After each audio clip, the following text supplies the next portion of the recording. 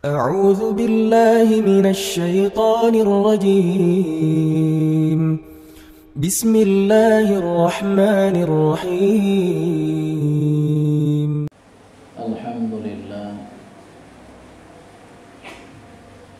الحمد لله الذي هدانا لهذا وما كنا لنهتدي لولا أن هدانا الله من يهد الله فلا مضل له ومن يضلله فلا هادي له أشهد أن لا إله إلا الله وحده لا شريك له وأشهد أن سيدنا محمدا عبده ورسوله اللهم صل وسلم وبارك على سيدنا محمد وعلى آله وأصحابه ومن تبع سنته إلى يوم القيامة. أما بعد فيا أيها المسلمون رحمكم الله أوصيكم وإياي بتقوى الله وطاعته فقد فاز المتقون. اتقوا الله حق تقاته ولا تموتن إلا وأنتم مسلمون.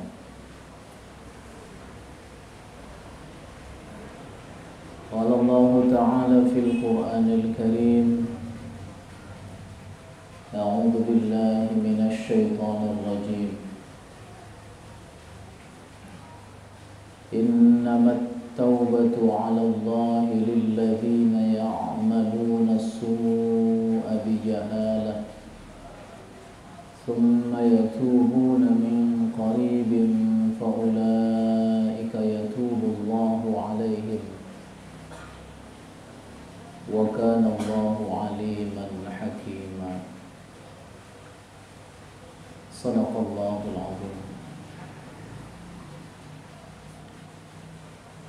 Ma'asyiral muslimin, jamaah Jumat yang dirahmati dan dimuliakan Allah Subhanahu wa taala.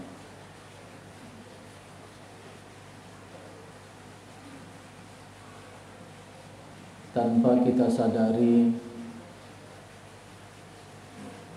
sebenarnya setiap harinya kita dipanggil oleh malaikat Israel.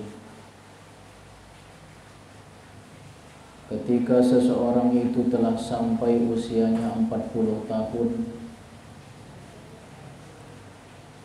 maka malaikat Israel memanggil mereka,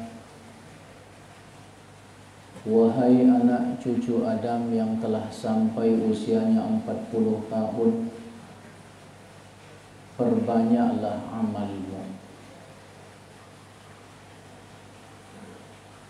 Usia kita, terkhusus umat Nabi Muhammad sallallahu alaihi wasallam, adalah berkisar antara 60 sampai 70 tahun.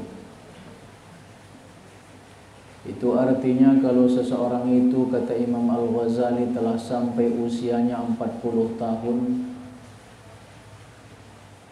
belum juga berubah amal ibadah dia kepada Allah, masih terbuai dengan segala bentuk maksiat, maka seolah-olah dia telah mempersiapkan singgasananya di neraka.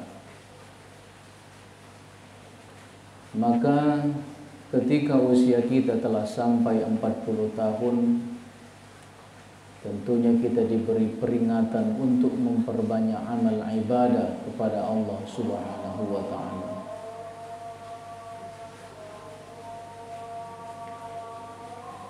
Kemudian ketika seseorang itu telah sampai usianya 50 tahun,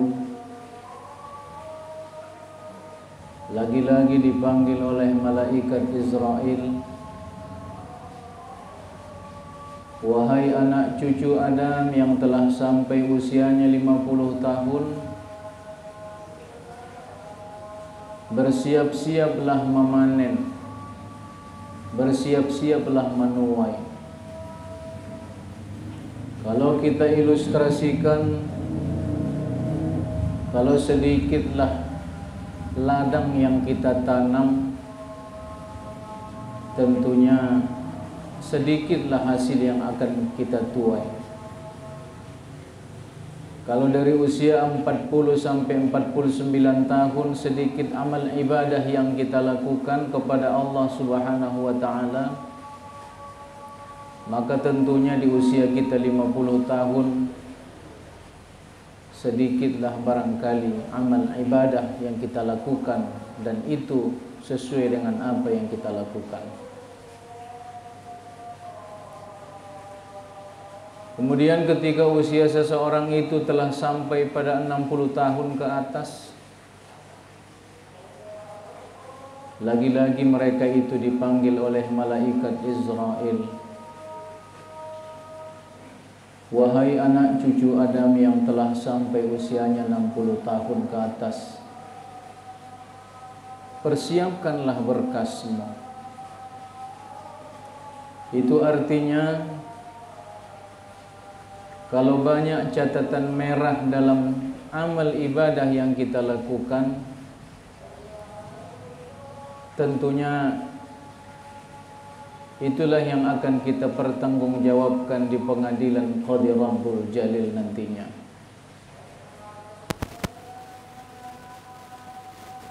Dan usia 60 sampai 70 tahun itu,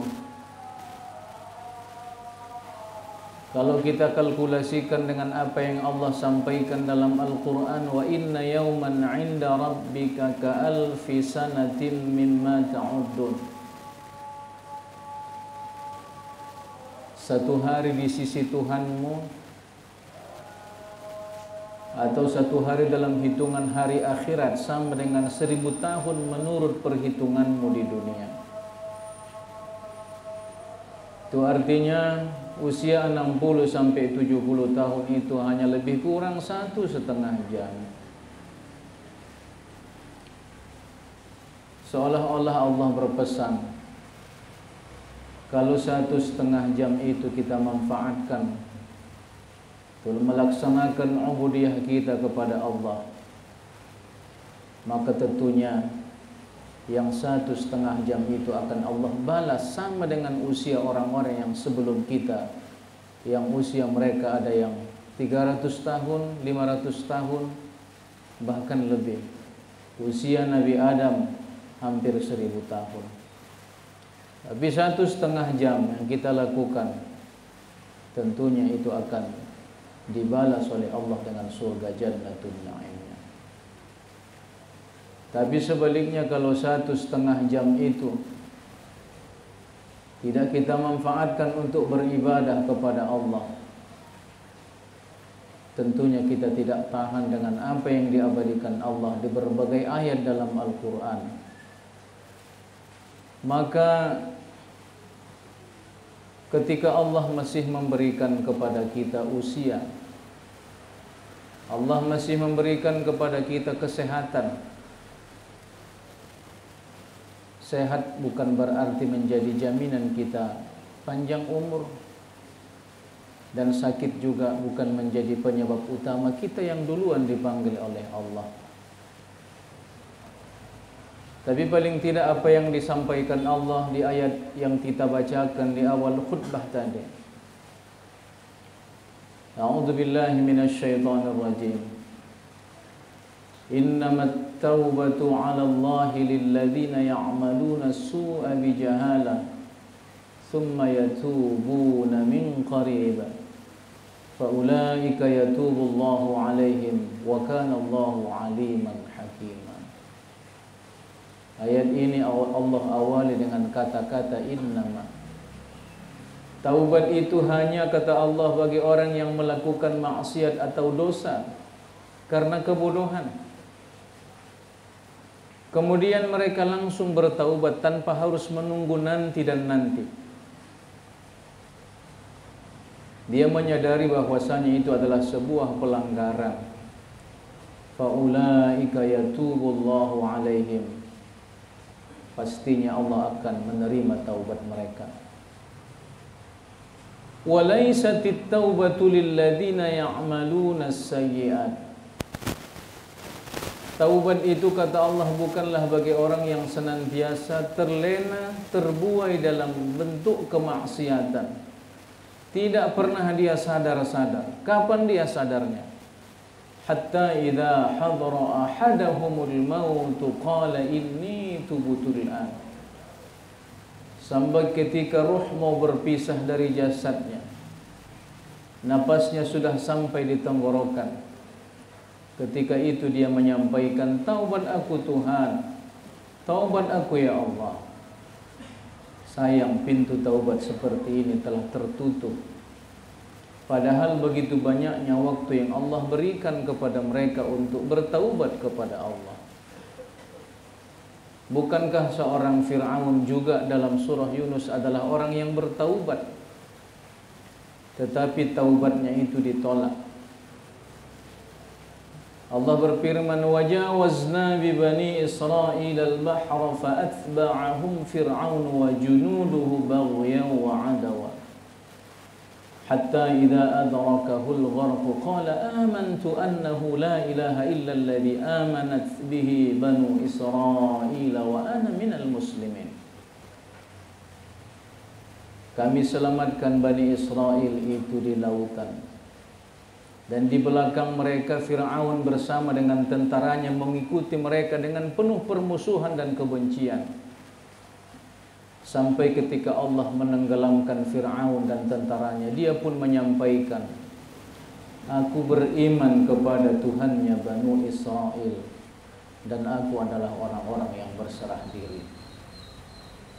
Tapi apa jawaban Allah terhadap taubat dan pengakuan Fir'aun itu?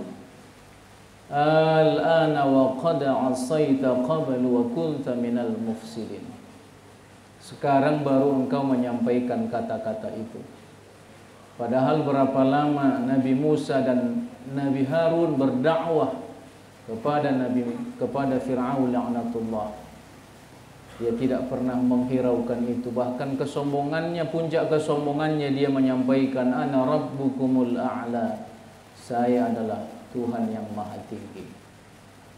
Maka fal yawma nunajjika bi badanika litakuna liman khalfaka ayah. Maka pada hari ini kami selamatkan jasadmu, jasadnya diselamatkan, tapi ruhnya tak ada lagi, agar menjadi pelajaran kepada umat-umat sesudahnya. Sesungguhnya kesombongan itu akan berakhir dengan kebinasaan. Hadirin jamaah salat Jumat yang dirahmati dan dimuliakan Allah Subhanahu wa taala. Maka ketika kita bertemu dengan siang hari, tentunya adalah sebagai tempat bertaubat dan memohon ampun bagi kita yang melakukan pelanggaran di malam hari. Kemudian ketika Allah masih mempertemukan kita nantinya dengan malam hari, juga adalah sebagai tempat bertaubat dan memohon ampun bagi kita yang melakukan kemaksiatan atau dosa di siang hari. Mudah-mudahan khutbah singkat ini memberikan khazanah keilmuan untuk kita amalkan dan senantiasa kita mendekatkan diri kepada Allah Subhanahu wa taala. Barakallahu li wa lakum fil Qur'anil azim wa nafa'ani wa iyyakum